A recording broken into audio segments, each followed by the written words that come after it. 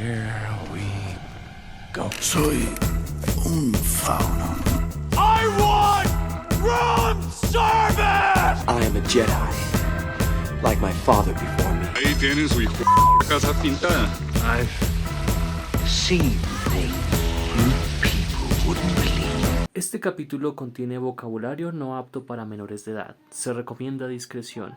O sea, es una película de Martin Scorsese con Robert De Niro y Joe Pesci. ¿Qué esperaban? Bienvenidas y bienvenidos al penúltimo capítulo de esta primera temporada de Cineasta en Alquiler. Y pues como se han dado cuenta, en esta primera temporada hemos celebrado los 30 años de diferentes películas, porque 1995 pues fue un muy buen año para el cine, sin lugar a dudas, y pues hoy vamos a hablar, el invitado especial Tomás Freites, de una película que se podría decir que es infravalorada dentro del canon del maestro Martin Scorsese, que acabó de cumplir añitos la semana pasada, y que esa es una de esas tantas películas que se puede catalogar como una obra maestra y una peli que tal vez no tuvo el recibimiento que merecía en su momento, pero que años después ha logrado conseguir la apreciación y el amor que tanto merece. Entonces, basada en el libro de no ficción de Nicolás Pileggi, hoy vamos a hablar de Casino, pero como en todos los capítulos de Cineasta en Alquiler, no lo voy a hacer solo, así que voy a estar acompañado del guionista Tomás Freites. Tomás, bienvenido a Cineasta en Alquiler. ¿Qué tal, Jan? ¿Cómo vas? Gracias por la invitación.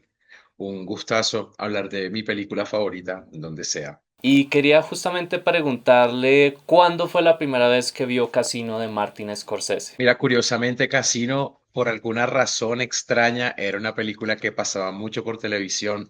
Entonces, las primeras veces que vi Casino la veía siempre fragmentada, como entre comerciales, pero la pasaban en Warner Channel, por ejemplo, lo recuerdo mucho. Pasaban traducida al español o subtitulada como con mucha censura. Pero creo que la primera impresión, o sea, de haber visto esa película fue como ver a Sharon Stone tirando las fichas en el casino, en esa escena famosa, que es, bueno, con esa música espectacular, y la escena del martillo. También, ¿cierto? Como que siempre me acordaba de esa escena, como esa película donde le pegan a un tipo con un martillo en la mano, y siempre era como esa escena la que me generaba la recordación, hasta que pues llegué a la peli como en DVD, y ya pude verla completa con todos los pelos y señales. Mi primera vez creo que también fue por televisión. Yo creo que había escuchado el nombre Martin Scorsese porque empezando a investigar sobre el tema de cine, pues me topé con Taxi Driver, y creo que The Departed fue la primera peli que me vi completa del maestro. Y esta fue como la segunda que me vi completa de Martin Scorsese. Lo mismo, pues como la película dura casi 3 horas, entonces yo creo que la vi en RCN como por la pura noche, pero no la alcancé a terminar porque pues era muy larga y no, yo me estaba quedando dormido, no porque la película fuera mala, sino porque ya estaba muy tarde y pues tenía sueño. Entonces también por Warner Channel la vi un par de veces y ya la pude ver completa y apreciarla un poco más, y era una manera muy interesante de introducirnos a este mundo de la mafia, que no era como el típico estilo casi romantizado que habíamos visto en El Padrino, sino era un estilo que era muy cinematográfico, pero que se sentía muy real. Y eso creo que también ayuda mucho que Scorsese haya trabajado en paralelo a su carrera en ficción, también en documentales, porque eso hace que él, al emplear diálogo y también emplear actores naturales, que es algo que ha hecho en casi toda su filmografía, pues se sienta una gran naturalidad sin perder el estilo, porque esta es una película que también es súper estilizada,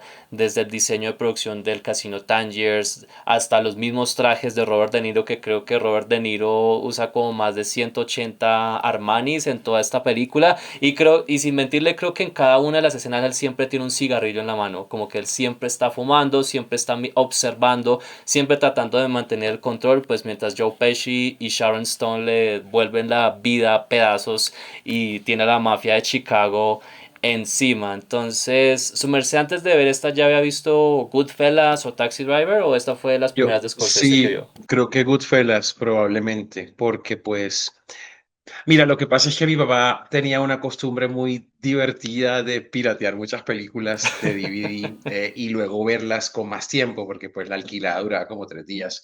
Y no sé, yo simplemente como que aburrido en la casa cuando no había YouTube, bueno, y no había torrents, no había nada, cómo piratear películas, sino de esa forma. Llegué a la película por, sí, como que por ese mamotreto de películas quemadas, como que voy a ver esta por curiosidad. Casino ya fue mucho después. Y me parece muy chévere porque es como cuando ves Carretera Perdida de David Lynch y luego ves Mulholland Drive, ¿sabes? Es como si fuera el orden correcto en que hay que verlas. Como que, qué bueno que vi esto primero para poder entender lo siguiente. Entonces yo siento que como que cuando tú ves Goodfellas y luego ves Casino, sientes que lo estás haciendo de una manera en que em, Casino es como Goodfellas con esteroides. Es como una versión más flamboyant, más del espectáculo. Tiene no solo el elemento mafioso, la narrativa, el libro de Pileggi, ¿verdad? Porque Goodfellas también es un libro de Pileggi. Este, de hecho, Casino se estuvo escribiendo en medio, en paralelo, o sea, el libro con el guión, ¿sabes? Como que Pileggi escribía un par de cosas del libro y que Scorsese le decía, ¿qué tienes? Déjame verlo. Y él ya con base en eso empezaba a escribir y Pileggi seguía. Entonces, siento que como que se corresponden un poco como en evolución, siento yo, conservando obviamente como si fuera un poquito como la misma película. Tienen hasta un final parecido, ¿sabes? ¿Te acuerdas? Henry Hill está en su casa quejándose, diciendo, qué porquería.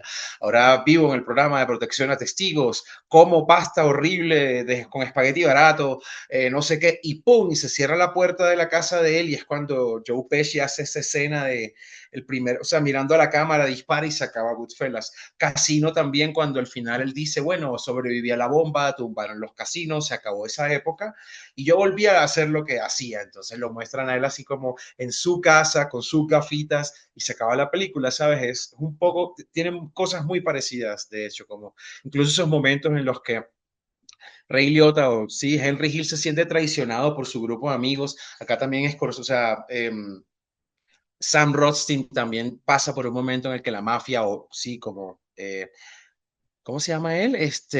Nicky Santoro, ¿verdad? Está como que detrás de él porque ya está cansado. Entonces sí, también está como este momento en común entre las dos pelis. Es como, ya me había encontrado con Goodfellas, con Taxi Driver también, porque es como, bueno, como una persona ñoña de culto debes saber, ¿verdad? Como que ver este cartel en todas partes, ¿verdad? De la naranja mecánica, Goodfellas, tal cosa. Entonces, ver ese cartel de Taxi Driver te lleva ya, ¿verdad? Como que te hace verla porque es como, esa es la película que siempre está en todos estos cafés a los que yo voy y tal. Entonces, bueno, realmente, pero siendo muy diferente, ¿no? La Taxi Driver de las otras dos. Y si uno se pone a ver más detallada la filmografía de Scorsese, uno se da cuenta que es un director que se le mide a hacer cualquier género, porque ha sido pues más celebrado y es más famoso por hacer estas grandes películas de gangsters, pero también ha dirigido, o sea, Taxi Driver no es una película de gangsters, es más un thriller psicológico. El Cabo del Miedo, que es el remake que hizo de la película de los 50, casi va hacia el terror porque hay un par de escenas bastante horripilantes. El Rey de la Comedia es comedia de humor negro. New York, que es un musical. Y pues la invención de Hugo Cabret, que es una película infantil. O sea, él ha hecho hasta películas para niños.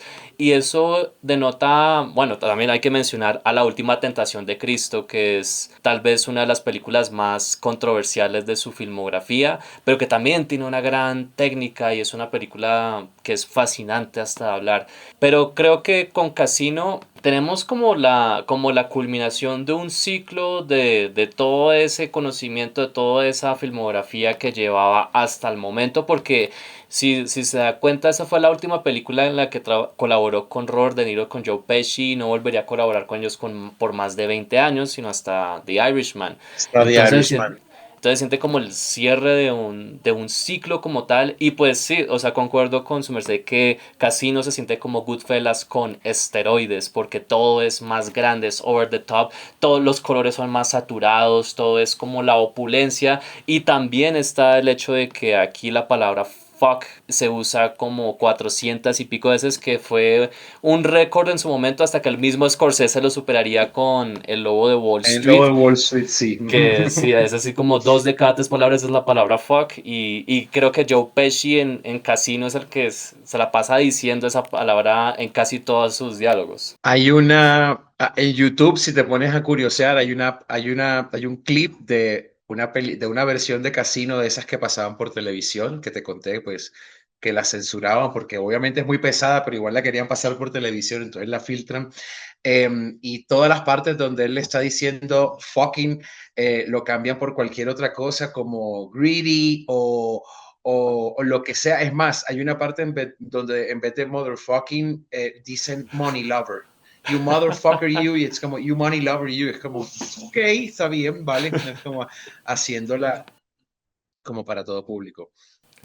Sí, pero no, esta es una peli, o sea, no hay ningún niño que va a querer ver eso, especialmente esa escena cuando Joe Pesci le pone la cabeza del tipo sobre la aplanadora La y prensa, es sí. la prensa, sí, es como fuck me, you motherfucker, fuck my mother, y esa no es una escena, es incluso por más que intenten desaturarlo para la transmisión televisiva, es una imagen bastante fuerte, de hecho. Mm. Y es como esas primeras escenas cuando yo me di cuenta, uy, o sea, como que el nivel de violencia de esta peli es bastante fuerte, porque detrás de toda la belleza, de los vestuarios, de Sharon Stone, que en esta época era la reina, básicamente, de la música, de la gran, o sea, porque Scorsese siempre siento que debió haber sacado una emisora radial, porque el man tiene un oído para la música que es increíble. Creo que una de las cosas que pasa con muchas producciones hollywoodenses más que todo es que a la hora de escoger canciones escogen como lo más genérico o lo que uno pensaría que podría medio encajar en tal escena,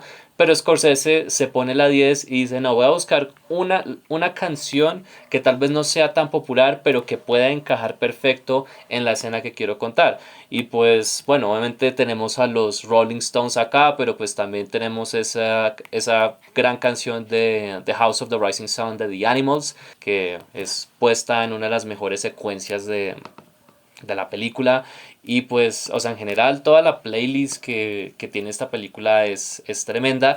Y un detalle que me encanta de Casino es que esta es casi 70% voz en off y aún así no es aburrida en ningún momento. Yo creo que la he visto un millón de veces, he podido aguantar esas 3 horas, pero en ningún momento me siento aburrido con la película. Porque los personajes son tan interesantes, el diálogo es bastante chévere de escuchar. Bueno, la violencia es bastante incómoda, no trata de verse cool, pero es necesaria para uno como espectador entender la gravedad y el peligro que rodea a estos personajes. Pero también la voz en off es algo que se maneja muy bien, cosa que también pasa en Goodfellas y en El Lobo de Wall Street. Y creo que Scorsese es uno de esos pocos directores que realmente sabe cómo usar la voz en off, porque no solamente es algo que usas para explicar un detalle que tal vez la audiencia no puede ver, sino es algo que complementa la imagen y el audio de una manera muy interesante. Y hay que también darle créditos a la gran Thelma Schoonmaker, que es una de mis editoras favoritas porque ella lleva trabajando con Scorsese desde Toro Salvaje, desde Raging Bull, y realmente se siente ese gran trabajo entre colaboradores donde hay un ritmo constante que hace que una película que pueda durar 3 o 3 horas y media pues no se sienta tan heavy como le pasaría a otras que tal vez por querer durar más pueden llegar a terrenos en que se sientan muy pretenciosos. Por eso es que me choca mucho el discursito que se da online cuando empiezan a criticar la duración de una película de Scorsese, porque ay, él es el que critica las películas de Marvel, pero las películas de él duran más de 3 horas. Y uno como que has visto una película de Scorsese para realmente criticar eso y después uno se da cuenta que no la han visto. No, no deben tener ni idea. Y mira que igual, em, digamos que Scorsese hizo algo muy inteligente y es que él se aprovecha del recurso de la existencia del libro. y de que no solamente existe el libro y que está lleno de los detalles más jugosos y de la investigación más prolija al respecto de lo que ocurrió, ¿verdad? Como entre finales de los 60 y poco como al cierre de los 80, que es donde se marca más o menos esa historia. em, y justamente esa voz en off de la que tú hablas, casi todo eso proviene del libro, porque los personajes están constantemente diciéndote en primera persona qué les pasó, cómo se sentían, qué vivieron. Em, de hecho, es muy chistoso, bueno, no chistoso, pero mira, en Goodfellas, por ejemplo, la voz en off casi siempre, de hecho, casi toda la peli, de hecho, es de Henry Hill, solo habla Henry. Solo hay una parte en la que habla Karen, que es cuando ella le está apuntando a él en el cuarto porque él está dormido y ella llegó porque nada, porque él le estaba poniendo los cachos con una vieja. Y ella dice, la sensación que sentía al tener el arma me dio poder, pero me di cuenta que no lo podía abandonar. Ah, era mi hombre. Es la única parte en la que creo que habla una persona que es diferente a Henry, y en Casino habla Sam, habla Nicky, casi que inmediatamente escuchas la voz de Sam, llega él y dice, they had so much fucking money in that place that you can build a house of $100 bills. Sí, como que ya tú estás escuchando la otra voz, sí, como que tengo este tipo que es un poco más sobrio al hablar y me está contando objetivamente, pero te entiende con la otra versión burda, mafiosa, como aquí estábamos era para robar, judío estúpido, sí, como que es esta voz toda irreverente. Y también hay una parte donde habla Frank Vincent, ¿verdad? Que es el personaje de Frank Sí. Marino en la película, que es cuando Rimo le pregunta, el enano se está comiendo la mujer del judío, y él para la pantalla y él dice, y ahí fue donde supe que si yo abría mi boca, todos podíamos terminar muertos, hasta yo, porque yo sabía lo que había pasado. Y una cosa que no podemos hacer en este negocio, no puedes culiarte a la mujer del otro. Es malo para el negocio, así que mentí. Y es la única parte en la peli donde sí, como que le dan ese protagonismo a él, pero es un recurso muy jugoso que ya estaba en el libro y seguramente que Scorsese se chocó con estas palabras y él dice, yo voy a poner esto está muy genial. Es como cuando él pone a la mamá a actuar, es como naturalidad pura, así le sale lo chistosa a la señora, así diga cualquier cosa, bla, bla, bla, así como en italoamericano y es muy genial porque es lo que tú decías ahorita, es como muy auténtico, ¿no? Es como muy, muy el estilo como medio real, te hace sentir que así fue como pasó, que no están exagerados de nada. Y muy bueno, perdona, y ya para como terminar, también pasa que es que en la historia hay muchos detalles muy buenos, o sea, como que no solamente en la historia que le ocurrió a los personajes reales, sino las curiosidades de la grabación de la película, ¿no? Como que de hecho hay gente en la película actuando que hizo parte de los hechos reales de la historia, como el abogado del enano. Sí, el abogado de Nicky Santoro es Oscar Goodman, es el verdadero abogado defensor de Anthony Spilotro en la vida real, que luego fue gobernador de Nevada, sí, sí la Vega, sí, gobernador de Nevada. Entonces es como estoy viendo a Oscar Goodman haciendo de sí mismo en la película. Y en la película se llama Oscar, como en la vida real. Y hay uno de los asesinos que anda con Nicky Santoro en la película que es auténticamente uno de los asesinos que andaba con Anthony Spilotro y lo contrataron como, perdón que no me acuerdo bien cómo es que se llama el cargo, pero es algo así como asistente técnico y son personas que son expertas en ciertos temas de los que no sabe el guionista o los preparadores de actores. Entonces él lo que hacía era como, oye, no, Joe Pesci, el arma no se agarra así, se agarra así. Y era como, claro, él sabe porque él ya lo hizo, entonces créanle, sí. Entonces toda esta película y el libro, la historia real, está tan llena de tantos como detalles tan increíbles que la película en sí misma como que se sobrepasa, ¿no? O sea, que creo que a veces es tan bueno o tan chévere ver como el behind the scenes de la película y leer las curiosidades es tan chévere como ver la misma película. Wow, así grabaron esto. Wow, a ver, tenía 80 Armanis. Wow, Sharon Stone tenía toda esa maleta Bulgari de joyas de 2 millones de dólares. Sí, como que son muchas cosas como detrás de la película que son casi tan increíbles como la historia per se. Y bueno, también otro detalle es que creo que el personaje en el que está inspirado, el personaje de Frank Vincent, el verdadero, creo que es parte de ese escuadrón de asesinos que se encarga de acabar con los testigos del caso contra los jefes del Chicago Outfit, que era el que administraba este scam de los casinos de Las Vegas en los 70 y los 80.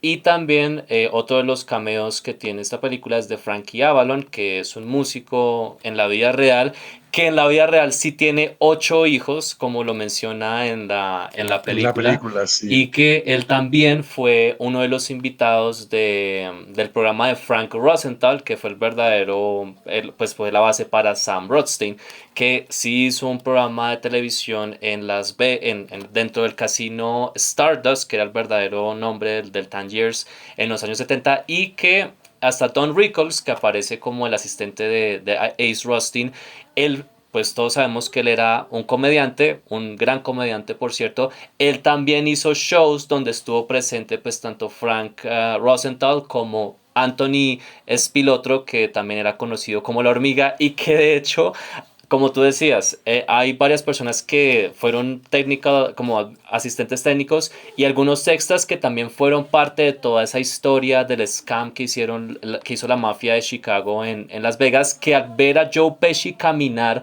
por el casino Rivera, que creo que fue donde grabaron el Sí, Tangiers, ese es. Ajá. ellos pensaron que era el verdadero Tony Spilotro, aunque ya lleva muerto pues más de como 15 años, pero decían, uy, Dios mío, ese es el verdadero Anthony Spilotro. Porque de hecho hay un detalle como el mechón blanco que se le empieza a formar a Joe Pesci en la película, eso es un detalle que también le pasó al mismo Tony Spilotro y la manera como caminaba. Y de hecho cosas tan sutiles como el acento de Chicago es muy distinto al acento neoyorquino, y creo que para uno que no es muy de allá se le escapa ese detalle, pero después hay mucha gente que es de Chicago que dice como que no, esta gente como que sí le latinó a la pronunciación. Una palabra que dicen mucho es jagoff, que es una palabra muy de Illinois, de Chicago más que todo. Mm, You sí. fucking jagoff es un gentilicio que ellos usan mucho allá. Entonces son detalles muy bacanos que hacen que se sienta bastante creíble lo que estamos viendo, y pues sí, es una película que se podría considerar que es bastante épica, es bastante divertida en muchos, porque hay muchas escenas en esta película donde uno se ríe bastante y está muy llena de energía. Creo que también es la manera como mueven la cámara, como logran compaginar la edición, que hace que ese ritmo se sienta muy interesante, porque sí, es muy desafiante lograr llegar a una película de esta magnitud, que la produzca un estudio, y pues si tan solo debió ser pues complejo en esa época, porque bueno, en los 90 tal vez se toleraba un poquito más las películas largas, pero viendo como la evolución del cine, ya en esta época pues estaban más concentrados en el tema de que un blockbuster durara por lo menos Hora unas y dos media. horas y Ujú. media, 1 hora y media, 2 horas, casi por ahí máximo 2 horas con 40, que es lo que dura Goodfellas, de hecho, pero en esta, o sea, poder condensar todo eso, y además que hay muchas escenas que les tocó cortar pues obviamente por el tema de ritmo, aún así se siente que es una película que cuenta una historia muy completa. Sí, no, bueno, ahí como para hacerte la aclaración, si no estoy mal, yo creo que Goodfellas dura como 2 horas y media, pero yo creo que tiene como un poquito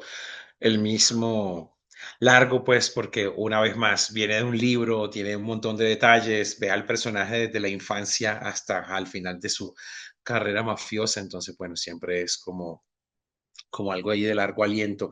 Pero mira, cuando la gente me pregunta por qué Casino es como mi película favorita, yo creo que así la respuesta más sencilla es que si tú que trabajas en el cine o uno que se puede dedicar a eso sabe lo difícil que es hacerlo, yo siento que esta es una película que tiene todo lo que una película necesita para hacer entretenimiento puro, ¿sabes? Como que tienes esta banda sonora como de la que estábamos hablando, que creo que él se gastó como $1 millón, $2 millones solo en derechos para poder usar las 40, 50 canciones que tiene esa banda sonora, que es muy buena.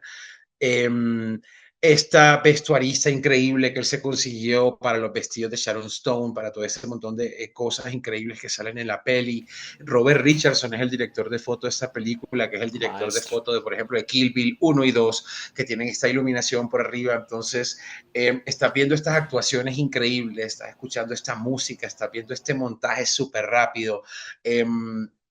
esa combinación, como esa consagración de cosas que te salen increíbles. El guión está bueno, la música está buena, tengo estos actores. Entonces es como una gran obra maestra, ¿sabes? Es como un disfrute de verte una película que tiene todo lo que una película se supone que conjuga para volverse una película, porque pues finalmente cine o una peli es cinco artes, seis artes mezclados para, ¿verdad?, generar un producto. Entonces, bueno, no, es magnífica y con todo lo larga y con todo lo violenta que es. Como te contaba, creo que la he visto, de verdad, la he podido haber visto 50, 60 veces. Me sé los diálogos de memoria, aprendí inglés viendo esa película subtitulada para ver qué era lo que decían. Bueno, nada, ya tú sabes, hasta dicté clase con esa película, todo lo que quise, porque me servía para cualquier cantidad de ejemplos de cosas. Nada, parece una obra maestra. Qué chévere que, nada, que haya salido muy bien. Y de hecho, no sé si has escuchado, pero se supone que Sharon Stone apenas estaba ahí como que haciendo sus pininos en actuación. Robert De Niro ya era una gran leyenda. Ya él se había ganado el Oscar por lo del Padrino 2. Este, Y por Raging Bull también. y Sharon Stone estaba súper intimidada. De hecho, Scorsese no estaba muy convencido de que ella fuera ella se llamaba Gary McKenna, sí, ¿verdad? La verdadera Ginger de la película. Y Robert De Niro fue el que le dijo, sabes, mira, ella lo está haciendo muy bien, ella me encanta, realmente creo que debería darle la oportunidad. Y pues básicamente Robert De Niro, como quien dice, le dio la bendición y ella hace una mujer increíble ahí, es muy, muy, muy, muy buen personaje el de ella. Y seguro que ella en la vida real era mucho peor, ¿no? Porque creo que tenían uno o dos hijos más, pero en la película solamente sale una niña, creo que en la vida real tenían como tres hijos más y creo que ella era mucho peor, mucho menos glamurosa seguramente que lo que sale en la película. Sí, y pues le sirvió mucho porque ella fue el único miembro del elenco que tuvo la nominación al Oscar. Ella la nominaron a Mejor Actriz de Reparto, si no estoy mal. Y pues yo siempre he sido muy fan de Sharon Stone. Creo que es una de esas actrices que, aunque no esté en las mejores películas siempre, siento que ella destaca mucho porque es una actriz que también se le mide a hacer diferentes estilos de rol y ella siempre va a ser la que va a destacar. Aunque siento que le pasa lo de Demi Moore, que muchas veces por ser el sex symbol, por ser la mujer tan bella que siempre ha sido, la tienden a subestimar mucho en sus talentos, pero no, ella puede hacer un personaje muy complejo y Ginger es un personaje re complejo, especialmente esa relación tan tóxica que tiene con el personaje de James Woods Lester. y Lester Diamond, que uy, ese personaje es detestable desde la primera escena. Y pues James Woods, que también es otro gran actor, que bueno, también tiene su parte controversial, pero pues de eso no vamos a hablar. Pero siempre siento que él siempre fue perfecto para interpretar como estos personajes que son como de dudosa reputación, que uno quiere como golpearlos y que de hecho ellos habían colaborado creo que un par de años antes en El Especialista con Sylvester Stallone, una película random de acción, pero que aquí pues ambos también despliegan ese increíble talento que tienen. Entonces quisiera preguntarle cuál es su escena favorita de Casino y por qué recomendársela a alguien que tal vez no sea tan verseado o conocedor en el cine de Scorsese. Mira, no sé, es muy difícil decidir cuál es mi escena favorita, pero tiene que ser, bueno, no, mira, es muy difícil, pero la escena donde Sharon Stone pelea con Joe Pesci detrás del restaurante, que ella llega como una loca, me encanta porque es que es muy estúpida. Ellos ya se están echando la culpa, ya se los pillaron a los dos y él lo único que dice es como, ¿cómo voy a matar a ese tipo? Lo conozco hace 35 años, ¿crees que lo voy a matar por ti, estúpida y tal? No debiste haber hecho esto. Y ella lo casca y él le mete una cachetada supremamente sonora y ella se cae por las escaleras. Parece drama puro total, sí, como que me voy a hablar con el FBI, no me aguanto más. Y además, ella está haciendo todo esto como en esta ropa increíble que tiene puesta también y todo es como que es muy complementario. O cuando ellos discuten en el desierto, mira, esa escena me la sé de memoria completa. es muy buena porque son ellos dos ya enfrentándose cara a cara, ¿sabes? Realmente es muy bacano cuando tú te ves la película por primera vez porque de verdad temes que él lo van a matar en el desierto. O sea, tú auténticamente llega, ya pues cuando uno se la ve 5 o 10 veces ya no tiene el mismo efecto como cuando él se monta en el carro y la bomba explota, ya pues ya tú la has visto la 50ª vez, ya tú sabes que vas a ver un corte y se va a ver un maniquí, no es Robert De Niro el que está en el carro. Entonces ya digamos que esa escena en el desierto, cuando ya tú la ves tanto, no parece tan grande, pero es la primera vez que él tiene a este asesino tan de cerca, tan bravo con él, y están solos en el desierto, que es donde él sabe perfectamente que entierran los secretos de la Pegas, y él dice, wow, yo pensé que me iban a matar, ¿sí? I gave myself 50-50, como dice él, sí, casi que me quiebran. ¿Y por qué se la recomendaría a la gente? Porque, bueno, mira, porque pues un poquito como el Ulises de James Joyce, como que una película que te reta a tener que verla, sí, a hacer el ejercicio de me voy a sentar a tener disponibilidad de 2 horas y 45, 2 horas y 50 es lo que dura eso, para poderme ver esta historia completa, porque la música es un disfrute, porque se conecta todo muy bien con básicamente como todas las historias, ¿no? No por decir que Casino sea un canon del guión, pero es que esta historia que parece como de acción y violencia es realmente una historia de amor y de amor entre dos personas y como de también amor propio, ¿no? Porque digamos que Robert De Niro dice, yo controlo todo, tengo controlado todo el casino, pero no puedo con esta mujer. Sí, él controla hasta los Blueberry Muffins. ¿Te acuerdas de esta escena donde él está como, Sí. estas escenas tan buenas, que él dice, ¿cómo es posible que este muffin está lleno de blueberries y este tiene dos? Voy a ir a controlar esto. Y él controla absolutamente todo. El Todo se cocinero le corre, pregunta, ¿usted tiene idea de sabe cuánto nos vamos a cuánto tardar? Y tiempo. él, no me importa. Necesito que todo... Y así, an equal amount each muffin. Hay hasta camisetas de eso por ahí. Pero él no puede hacer eso con Sharon Stone, ¿sabes? Es como, es muy del amor. De hecho, cuando ellos pelean en una escena de la película, ella se lleva la maleta con plata y se lleva un abrigo.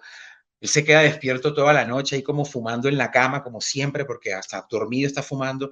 Y ella llega en el carro y entra al cuarto y se le acuesta al lado y ella le da la manito así como un perrito y él dice como, oye, ¿sabes qué? A pesar de todo, yo la quería, no la pude volver a echar, ¿sabes? Entonces es siempre como este personaje que tú lo ves como una columna vertebral de la mafia, no puede con la mujer. No, o sea, sencillamente no controla ese sentimiento, la necesita. Y cuando él le va a pedir matrimonio, él le dice, marica, no importa, yo sé que tú no me amas, no importa si no me llegas a amar, con calte que me respetes es suficiente. O sea, de verdad, esto es una peli para mí, es como del amor, entonces me parece muy chévere porque todo el mundo está relacionado con ese tema. Entonces, cualquiera se puede relacionar con una relación conflictiva, con un hombre que no se entiende con una mujer, con amores que no se corresponden, con el exceso de poder. Eh, bueno, creo que a pesar de que ajá, es mafia, la gente le llega porque es sobre, ajá, sobre gente. Muchas gracias Tomás por esa apreciación. Para mí definitivamente la escena del desierto es mi favorita. O sea, hay muchas escenas que hasta yo veo así individualmente y que hasta tienen su inicio, nudo y desenlace. No sé cómo coños hace Scorsese eso, pero lo hace de una manera magnífica. Y pues esta es una película que si la gente no conoce mucho de Scorsese, pues yo, o sea, siempre les recomendaría Taxi Driver, Raging Bull, Goodfellas, Casino y por ahí Gangs of New York. Creo que son buenas cintas introductorias para ese gran catálogo que tiene el maestro Marty. Y bueno, muchas gracias Tomás por acompañarnos en este capítulo de Cineasta en Alquiler. Gracias a ustedes también, queridos oyentes y espectadores, por ver este capítulo y por celebrar con nosotros los 30 años de Casino. Y antes de irnos, ¿dónde podemos encontrarlo en redes sociales y qué se viene para su merced? No, en redes sociales me pueden encontrar como Tomás Freites en Facebook o como Frit Raya al Piso Tomás en Instagram. Y a mí me pueden encontrar como J Cárdenas Flix en todas mis redes sociales. Recuerden que este es el penúltimo capítulo de la primera temporada. El próximo capítulo, que será nuestra conclusión, será en diciembre. Y pues vamos a hablar de la nueva versión de Frankenstein dirigida por Guillermo del Toro con unos invitados muy especiales. Así que estén pendientes. Gracias una vez más a todos por estar sintonizados. Yo soy Jan Cárdenas, esto fue Cineasta en Alquiler y nos vemos a la próxima. Chao, chao.